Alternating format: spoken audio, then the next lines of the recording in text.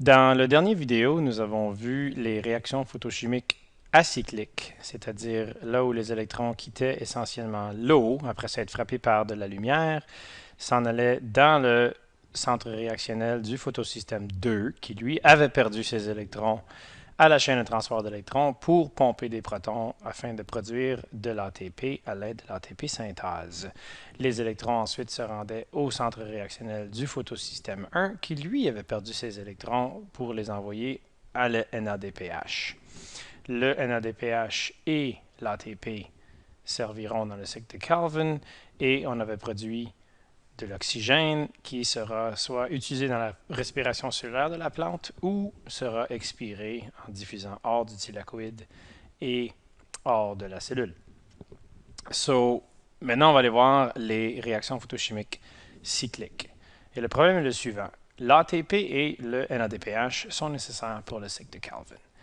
Alors, ATP et NADPH se rendront au cycle de Calvin, mais le problème c'est que le cycle de Calvin a besoin de 18 ATP et de 12 NADPH afin de produire un glucose.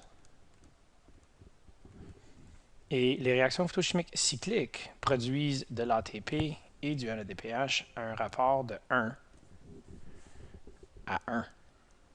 Alors, à chaque fois qu'un NADPH est produit, un ATP est produit. Nous n'avons pas ici un rapport de 1 à 1, on a un rapport de 18 à 12, c'est-à-dire plus d'ATP est nécessaire que de NADPH. Alors, ce qui pourrait arriver, c'est que ces réactions ici se feraient 12 fois. Alors, 12 molécules d'eau perdraient 2 électrons 12 fois et on réussirait à produire 12 NADPH et 12 ATP.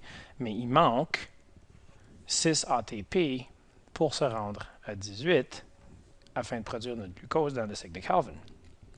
Ben, d'où vont venir ces ATP-là? Ben, la réponse, c'est les réactions photochimiques cycliques.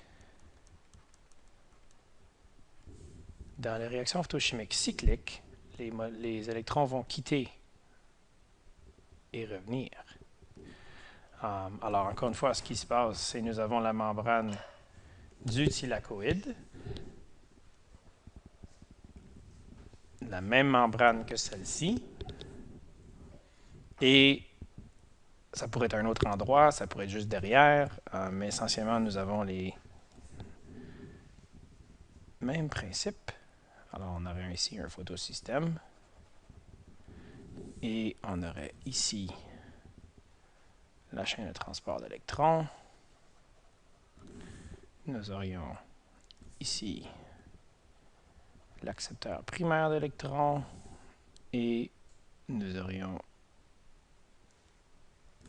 juste ici une autre protéine. La façon que ça fonctionne, c'est que ça ici, c'est le photosystème 1. Et seulement le photosystème 1 peut faire ceci.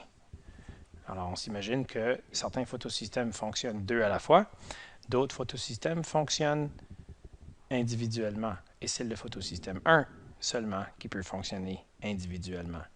Alors, ce qui va arriver, c'est que la lumière, comme dans les réactions photochimiques acycliques, va frapper le photosystème 1. Les chlorophylles vont partager leur énergie avec le centre réactionnel. Le centre réactionnel va perdre 2 électrons. Ces 2 électrons-là vont être volés par l'accepteur primaire d'électrons et ensuite voyager à la chaîne de transport d'électrons. La chaîne de transport d'électrons, comme d'habitude, va être utilisée pour pomper des protons. Alors les protons seront pompés dans le thylakoïde pour former notre grande concentration de protons versus faible concentration de protons.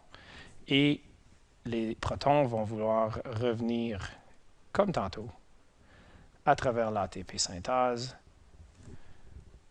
afin de produire de l'ATP. À partir de l'ADP et du phosphate. Alors, c'est le même principe sauf que on n'a pas besoin du photosystème 2 parce qu'une fois que les électrons ont voyagé dans la chaîne de transport d'électrons, ils sont redonnés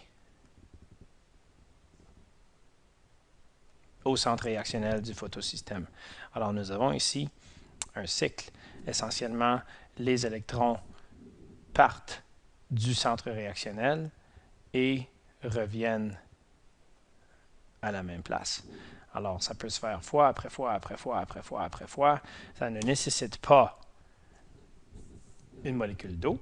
Ça ne produit pas de NADPH. Ça produit uniquement de l'ATP. Alors, notre 6 ATP qui manquait ici va être formé par les réactions photochimiques cycliques. Et cet ATP-là pourra se rendre au cycle de Calvin pour nous donner 18 ATP et 12 NADPH pour former un glucose. Alors, en récapitulant le grand portrait des réactions photochimiques, essentiellement, les électrons partent de l'eau, se rendent au NADPH, c'est-à-dire le NADP plus qui est transformé en NADPH en prenant les deux électrons. Alors, il y a une réduction ici qui se produit. Puis le long de la route, on réussit juste ici à former de l'ATP. Ça va nous prendre 18 de ces ATP-là et ça va nous prendre 12 de ces NADPH et ces molécules-là sont les réactifs du cycle de Calvin. Qu'est-ce qui arrive à l'eau? L'eau, quand elle perd ses électrons, devient de l'oxygène qui est soit expiré de la cellule, de la plante ou utilisé dans la respiration cellulaire.